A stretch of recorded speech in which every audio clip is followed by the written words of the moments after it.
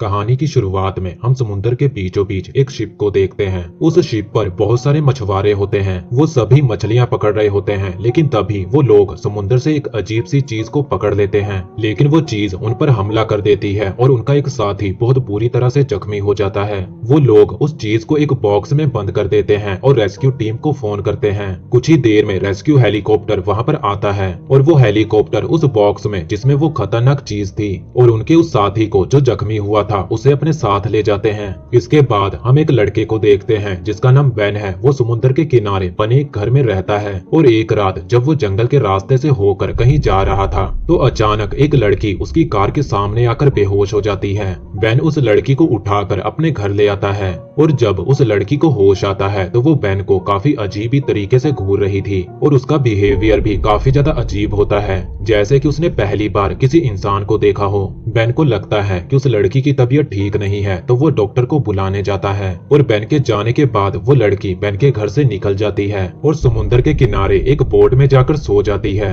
अगली सुबह जब उसे होश आता है तो वो अपने सामने एक चूहे को देखती है। वो उस चूहे को पकड़कर एक ही बार में कच्चा ही खा जाती है। चूहे को खाने के बाद अब वो टाउन की तरफ निकल पड़ती है। वो टाउन में मौजूद हर एक चीज को बहुत अजीब तरीके से देख रही होती है, जैसे कि उसने ये सब चीजें पहली बार देखी हो। तभी वो एक खिड़की से घर के अंदर देखती है जहाँ एक बच्चा टीवी में कार्टून देख रहा होता है। उस कार्टून में मरमेड का नाम रायन होता है और ये लड़की भी अपना नाम रायन रख लेती है। इसके बाद वो एक आदमी की कार में जाकर बैठ जाती है। जब वो आदमी वहां आता है तो वो रायन को कार में बैठे देखता है और वो रायन को कहता है कि शायद तुम मेरे साथ घूमना चाहती हो। वो आदमी रायन को जंगल के बीचों बीच ले आता है जहां वो रायन के साथ जबरदस्ती करने की कोशिश करता है, लेकिन रायन उसे बड़ी ही बेरहमी से मार देती है। इधर बेन रायन को पूरे शहर में ढूंढ रहा होता है। तभी उसे रायन समुद्र के किनारे दिखाई देती है और वो उसे अपने घर ले आता है। घर आकर वो बेन को बताती है कि मेरा नाम रायन है। बेन देखता है कि रायन के हाथ की स्किन उतर रही है तो वो डॉक्टर को फोन करने लगता है और इसी बीच रायन समुद्र में कूद जाती है। समुद्र में जाने के बाद रायन का पूरा शरीर बदलने लगता है। वो एक मरमेड में बदल रही थी। बेन देखता है कि रायन समुद्र में कूद गई है तो वो भी रायन को बचाने के लिए समुद्र में कूद जाता है। वो रायन को एक मरमेड में बदले हुए देखता है। तभी रायन उस पर हमला कर देती है और बेन किसी तरह अपनी जान बचाकर समुद्र से बाहर निकलता है। इसके बाद बेन एलन नाम की एक औरत के पास जाता है और एलन को मरमेड के बारे में बहुत जानकारी होती है, लेकिन वो बेन को कहती है कि वो मरमेड से दूर ही रहे क्योंकि मरमेड देखने में तो बहुत सुंदर होती हैं पर वो किसी जानवर से भी ज्यादा खूंखार होती हैं। बेन वहां से एक मरमेड की किताब लेकर निकल जाता है। अब बेन किसी भी तरह रायन को ढूंढना चाहता है तो वो उसी क्रू के साथ समुद्र में जाता है जिसे हमने कहानी की स्टार्टिंग में देखा था। तभी उन्हें अपने कैमरे में रायन दिखाई देती है। तभी उन्हें समुद्र के अंदर से किसी के चीखने की आवाज भी सुनाई देती है। बेन को लगता है कि रायन मुसीबत में है तो वो समुद्र में कूद जाता है। पानी के अंदर उसे एक मशीन दिखाई देती है और उसी मशीन के अंदर से वो चीखने की आवाजें आ रही थी और ये मशीन रायन को नुकसान पहुंचाने के लिए रखी गई थी। बेन उस मशीन को उठाकर शिप पर ले आता है। यहाँ पर हमें पता चलता है कि इस क्रू ने स्टार्टिंग में जिस चीज को पकड़ा था वो रायन की बहन थी और रायन उसी को ढूंढने के लिए जमीन पर आई थी। इधर हम देखते हैं कि रायन एक बार फिर से जमीन पर आ जाती है और वो एलन के पास जाकर उसे इशारों से समझाने लगती है कि उसकी बहन को इंसानों ने पकड़ लिया है और वो अपनी बहन को ढूंढने के लिए ही जमीन पर आई है। इधर बेन अपनी एक दोस्त के साथ उसी मशीन को लेकर एलन के पास आता है।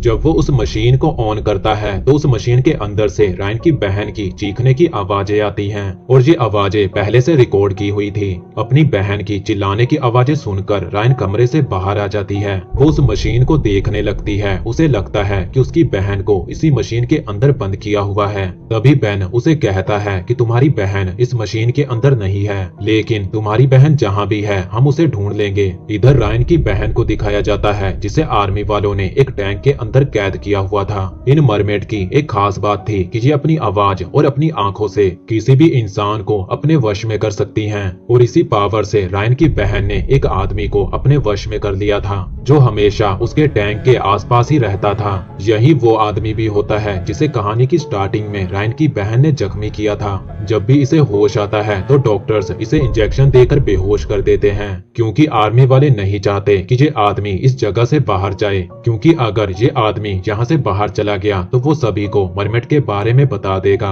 लेकिन एक दिन इसे एक नर्स का फोन मिल जाता है और वो अपने दोस्तों को मैसेज कर देता देता है। इन्हें पता चल जाता है कि इनका दोस्त आर्मी की कैद में है और ये उस नर्स के नंबर को ट्रेस करके उसका पीछा करने लगते हैं। उधर जंगल में पुलिस को उसी आदमी की लाश मिलती है जिसे रायन ने मारा था। पूछताछ करने पर उन्हें पता चल जाता है कि इस आदमी को एक लड़की ने मारा है और एक औरत जिसके कपड़े रायन ने चुराए थे, वो औरत पुलिस को रायन के बारे में बता देती है और पुलिस उस औरत की मदद से रायन का स्केच बनवा लेते हैं। इधर रायन एक बार फिर से बेन के घर से भाग निकलती है। वो समुद्र के किनारे एक लड़के से मिलती है। वो लड़का रायन को एक पार्टी में ले आता है और पार्टी में रायन काफी ज्यादा ड्रिंक कर लेती है। इधर बेन और उसकी दोस्त को जब रायन घर पर नहीं मिलती तो वो उसे ढूंढने के लिए टाउन में निकल पड़ते हैं। वो रायन को ढूंढते ढूंढते उसी पार्टी में पहुंचते हैं। उन्हें रायन मिल जाती है पर रायन ने काफी ज्यादा ड्रिंक की हुई थी जिसके चलते वो स्विमिंग पूल में गिर जाती है। अब बेन और उसकी दोस्त को लगता है कि रायन अब मरमेड में बदल जाएगी,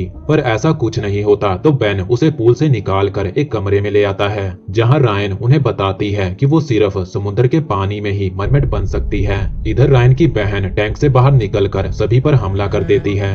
वो एक नर्स के कपड़े पहनकर वहां से भागने की कोशिश करती है। तभी वो आदमी भी उठ जाता है और वो रायन की बहन के साथ वहां से भागने लगता है। वो दोनों एक कार लेकर वहां से निकल जाते हैं। इधर रायन की हालत काफी ज्यादा खराब हो रही थी, उसकी स्किन उतर रही थी क्योंकि वो इतने दिनों से समुद्र से बाहर है। बेन उसे समुद्र में जाने को कहता है पर वो कहती है कि वो अपनी बहन को लिए बिना समुद्र में नहीं जाएगी। तो बेन उसे एक लॉकेट पहना देता है और उसे कहता है कि इस लॉकेट को हमेशा अपने पास रखना जिससे मुझे पता रहेगा कि तुम कहाँ हो। तभी बेन को उसके दोस्त का कॉल आता है जो उसे जंगल में बुलाता है। यहाँ बेन रायन को भी अपने साथ ले आता है। कार की खिड़की से रायन देखती है कि उसकी बहन समुद्र की ओर भाग रही है। रायन भागकर उसके पास जाती है और वो दोनों एक दूसरे को देखकर काफी ज्यादा खुश होती हैं। फिर वो दोनों समुद्र में चली जाती हैं। इधर बेन और उसकी दोस्त रायन को समुद्र में जाते हुए देख रहे थे। वो खुश भी थे और दुखी भी क्योंकि वो रायन से अटैच हो चुके थे। इधर वही ऑफिसर जिसे रायन की बहन ने अपने वश में किया था,